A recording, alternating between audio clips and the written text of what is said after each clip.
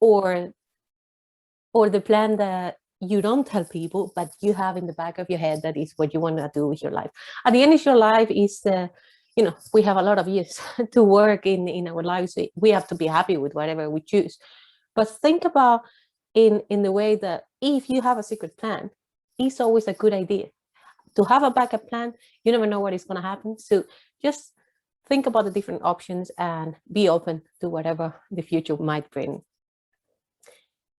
And of course, you know this, a career plan is not a straight line. It's not like each person has a very definite career path and we know where we're going. It's really about going to the next goal. And I always say it's not about the end goal that is, your career goal is, I want to be a billionaire, whatever.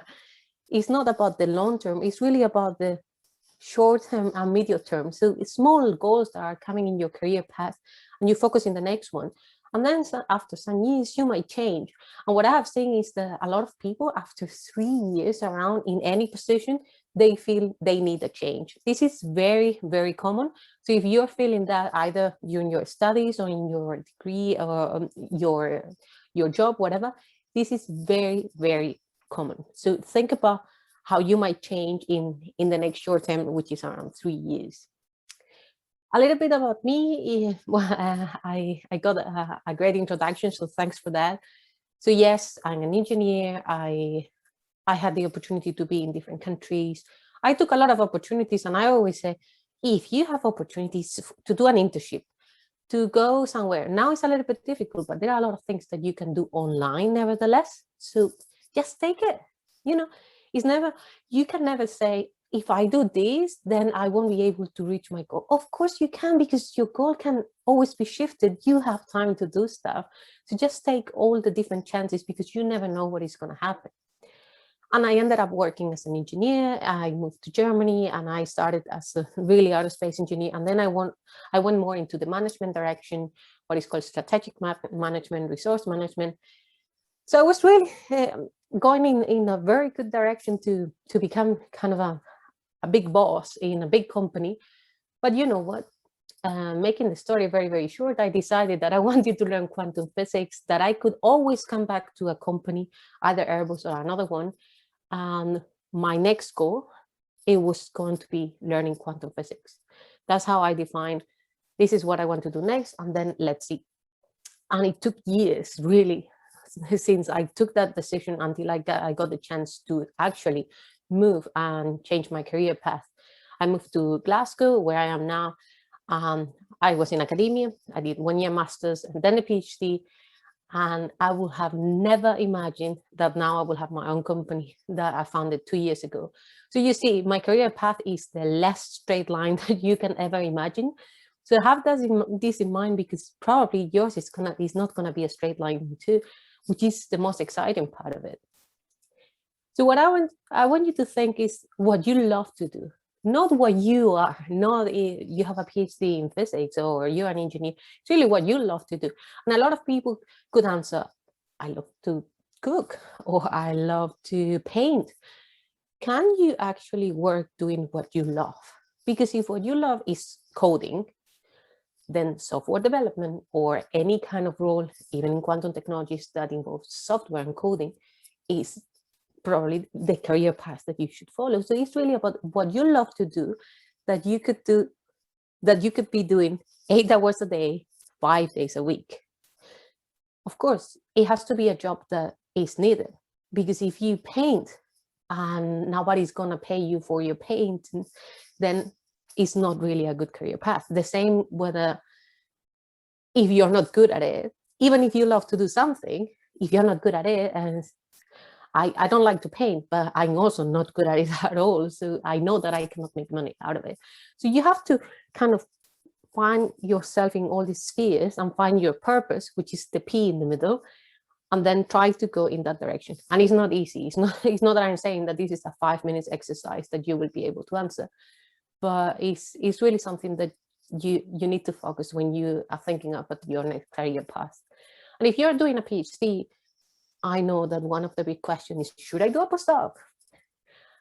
My clear answer will be, if you're not interested in an academic career, why would you do a postdoc?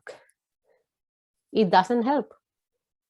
Unless that is something like a very small extension of your PhD to finish the experiment or to finish writing that paper that you have been working for years.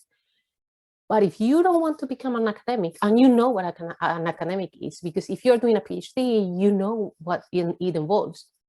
At one point, it's not doing research, but writing grant applications. You need to go to conferences to talk to other researchers to try to find new ideas. If that's what you like, then go for it. But otherwise, maybe it doesn't make sense. So just think about it. And this is my 2 cents about the difference between academia and industry. This is really about my own experience. And it's this freedom that you have in academia that is good and bad at the same time. Because if you're doing your research, you decide when you want to do the research. If you're doing theory, even more. Because nobody's going to tell you you need to work from 9 to 5, because you just take your computer and you can work in the evening or in the middle of the night. So this autonomy and this freedom when you do research, you don't have it when you work in industry, because you have a more timetable, you have deadlines. This is something that is very, very different. And you can say, well, I have deadlines, I have exams, or I have to finish a paper. It's not the same. The deadlines in industry normally are very short in time in comparison with academia, unless that you're working in industry where you're really doing research that implies very long-term deadlines. And in academia, you, at the end, if you're doing a PhD, it's for you. If you're going to write a paper, it's for you. But in industry, whatever you're doing is for the value of the company. So it's not anymore about you. If you need to finish something for next week because the customer, because there is a deadline for the company, you need to do it. And if it's not perfect, it's fine, but it has to be done. In academia, it can take longer, but it has to be perfect. I think for me, that was one of the main differences that I found. And of course, in academia, it depends on what you do. If it's not really applied, the direct impact will be in really long term in the future. Whereas in industry, normally you see whatever you're doing in shorter term. In aerospace, for example, it also took really long, but you see, it depends on the industry and depends on the field. And yeah, people say that there is better salaries in industry. To be honest, you can have a very good salary as a postdoc and a researcher in UK. So again, it really depends, but it's true that if you become an academic, if you are in the UK, you need always to think about getting funding. And I know that there has been a talk about this. And in industry, if you work for a company, normally you don't take care of whether the money is coming from or not. It's like you know that you have your salary.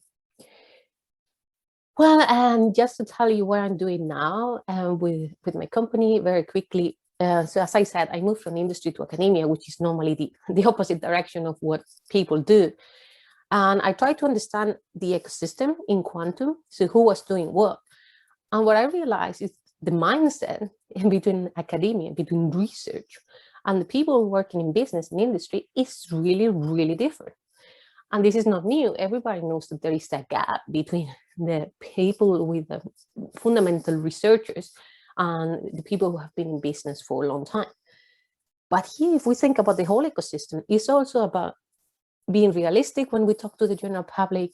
It's being realistic when we ask for funding to the government. So how can we fill all those gaps in the ecosystem, which sounds like not so easy at all? So what I did was really trying to understand the ecosystem, travel a lot, talk to a lot of people and ask them what is needed to actually kind of push this market forward. And that's how I created Qureca a couple of years ago. Qureca means quantum resources and careers. And the goals are the same that when I got this idea several years back. It's really about this common language to make everyone ready for quantum.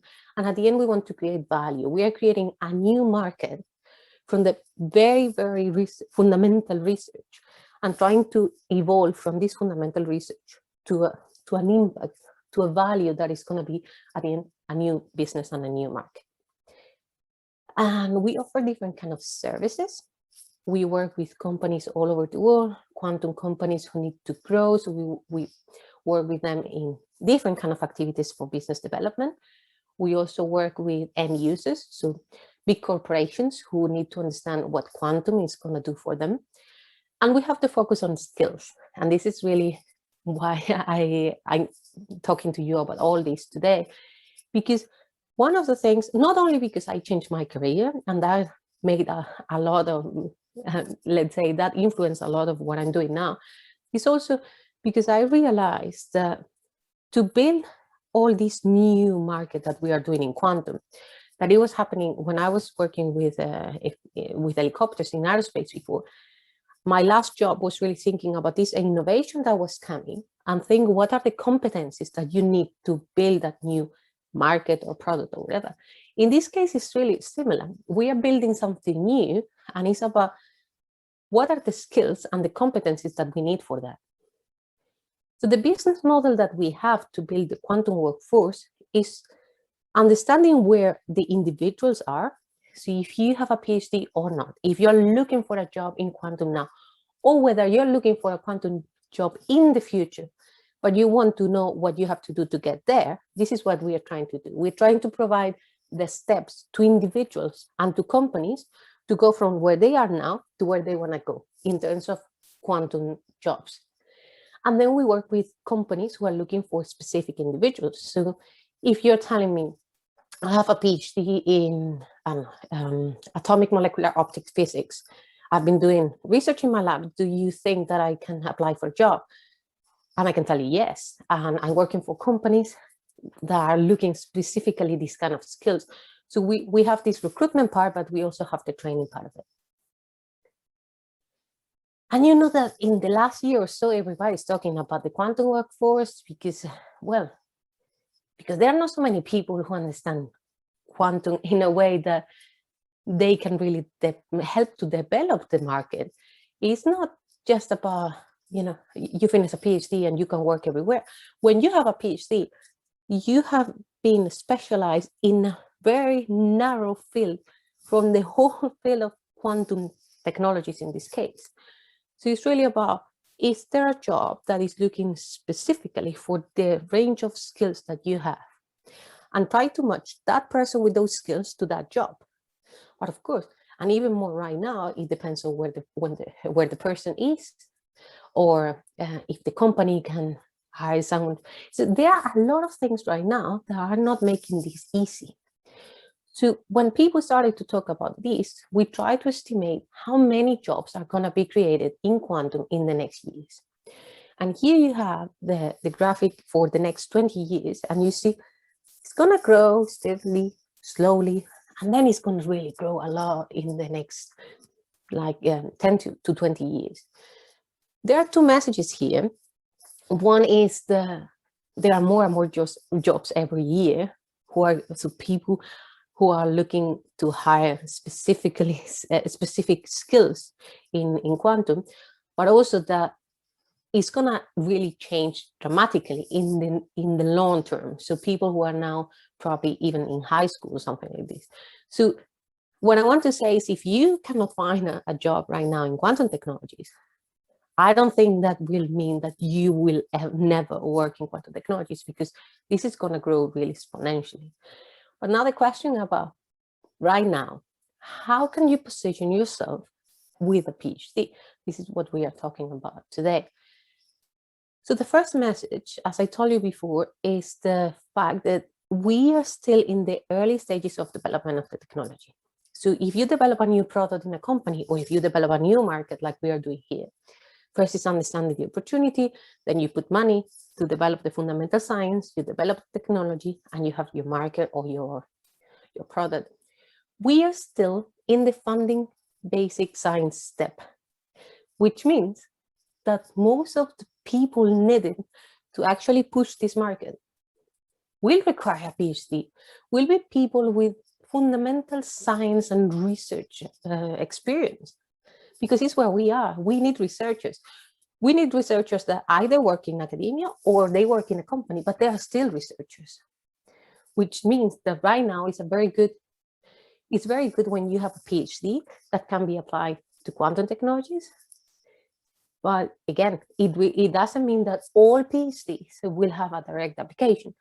So I have seen people changing a lot of fields, and it's really about understanding how your PhD skills could be kind of steer depending on the positions open.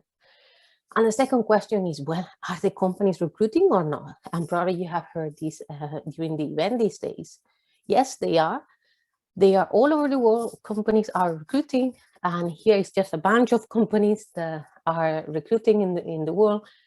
But it's really about understanding, first, your skills, and second is what they are looking for. And if you can map that, then you can target the kind of field where you can apply. And that's why I wanted to show this. It's understanding what are the activities where the companies work for. So we have the different technologies. Everybody talks about quantum computing, quantum communication, but really it's about what are the activities that the companies are doing? Because even in quantum communication, you can have people developing hardware and people developing software. So how can your skills be applied in these activities depending on what you have been doing and what you like to do? And also when I say here facilitating technologies, there are laser companies or cryogenic companies that are not quantum per se, but are directly linked to the development of the technology in quantum.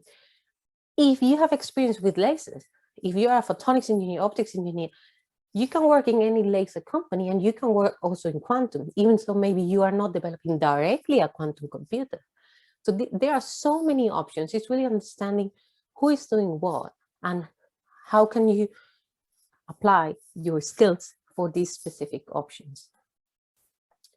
And talking about skills is really about, again, asking, investigating a little bit around what are the skills that the companies are looking for.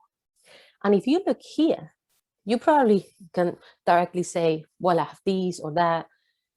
But some of them are skills that also engineers and chemists and mathematicians have. It doesn't mean that a PhD in physics is mandatory to have a job in quantum industry. And I think this is going to be even more in the years to come. I think it's going to be a shift where more people coming from other backgrounds are going to have this retraining, that this is what we are doing at Qureca, and understanding how people are not directly quantum physicists could go into quantum industry, because we need more people. But at the end, what we're building is a new role, a new field that is quantum engineering. So people with a PhD that are physicists right now, or they have people working in photonics and optics, they are going to be shifting slowly to being a quantum engineer. And quantum engineer can be in software, can be in hardware, can be in laser. But this is probably the way where we want to focus when we are talking about applying a PhD in quantum technologies, or when we are talking about the new roles of people working in quantum in the, let's say, at a technical level, because we have other kind of positions open. I'm going to mention these, but at the end, when you work in any kind of company, it's not just about your technical skills. And I always want to emphasize how important soft skills are.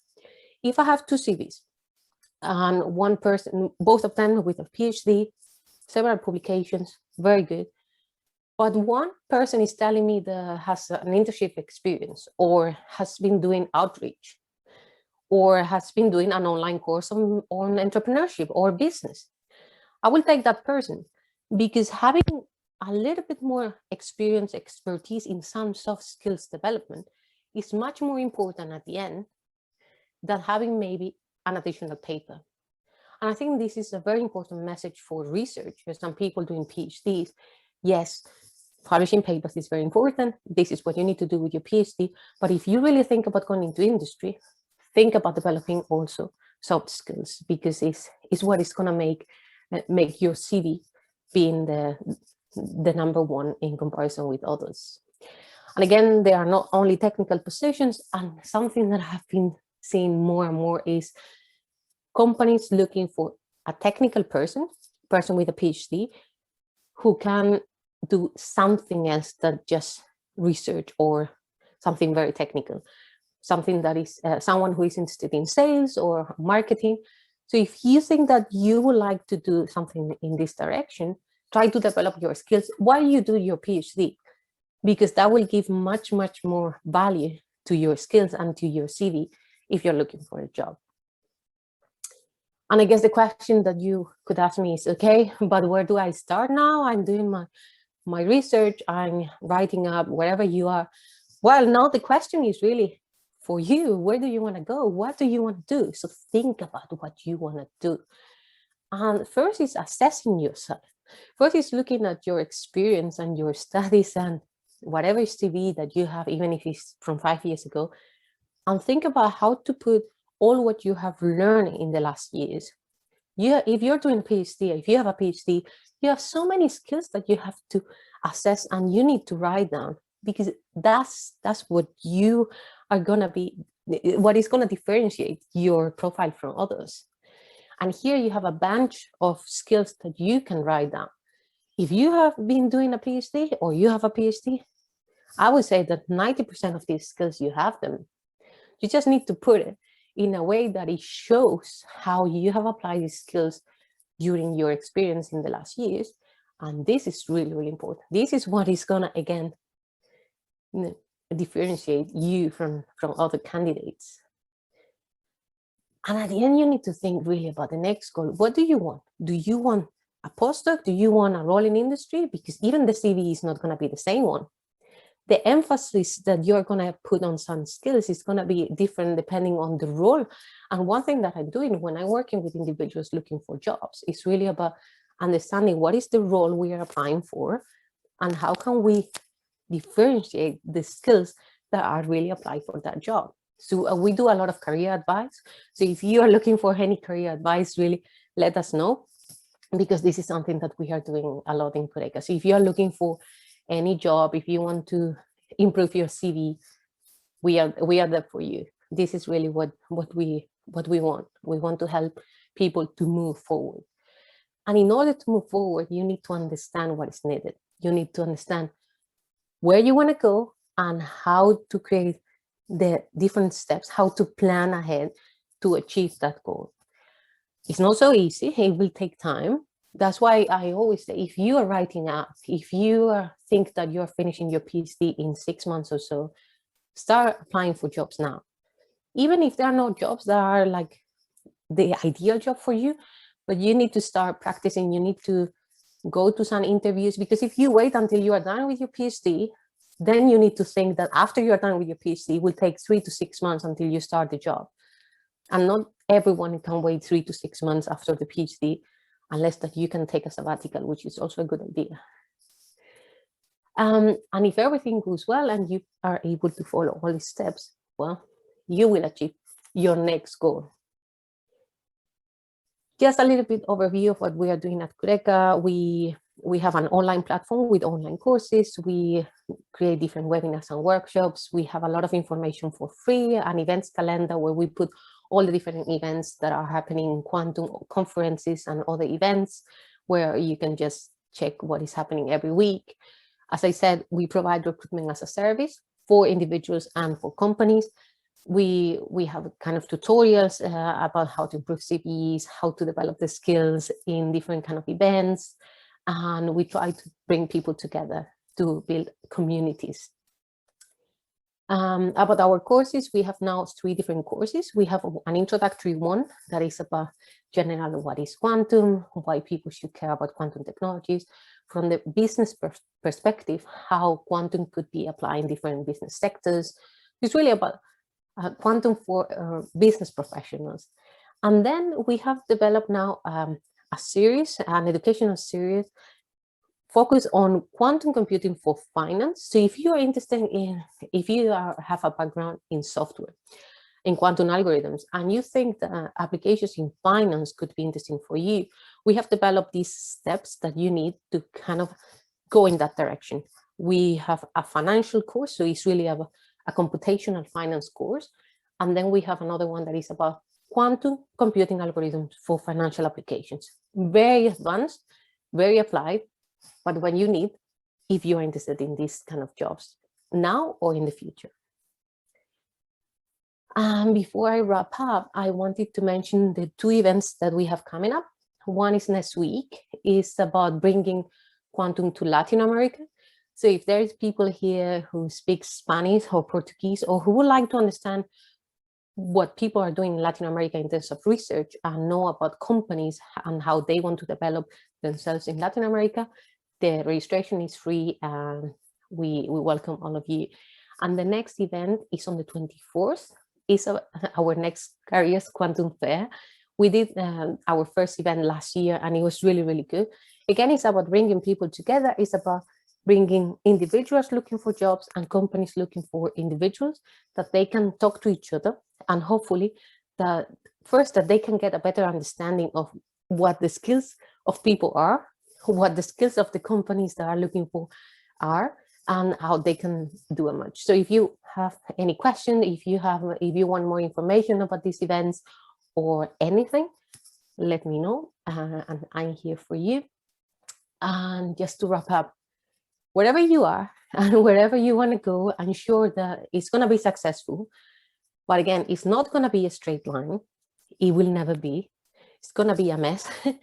But I'm sure that it's going to be a success and everything is going to turn well. So I wish you all the best. I hope that I gave you a little bit more insights today about this. And I want to thank you very much for your attention. Thank you, Araceli. That was a really nice talk, really inspiring, and it's great to have like a roadmap of where to go after doing a PhD. So it can be a kind of a confusing time of where to go. But it was really great. Thank you. We have a couple of questions we might have time for. So the first one is, what assumptions are made in extrapolating the number of quantum jobs available? In reality, what could affect this prediction? Yeah, good question. What we did was to check all the different forecasts about how the market was going to grow in the next years. And yeah, there are a lot of different numbers. So what is true or not, we try to kind of come to the best assumption from how the market is going to grow. And then we took assumptions of how the job markets have grown in other kind of fields, and also where estimations have been done for quantum in very specific fields, and trying to put everything together. Of course, it's a forecast. We don't know how it's going to change. And it's true, last year, I always say that it was amazing to see that every month there was a new startup coming up. And all these startups that they were created last year are going to be hiring this year or next year. So I think it's really growing a lot. But once we have all this technology ready is when this is going to be, hopefully, this explosion of jobs. Of course. Thank you. And the other question is more about your career path, and is, what were the main challenges about moving from industry to academia rather than the other way around? Oh, another very good question.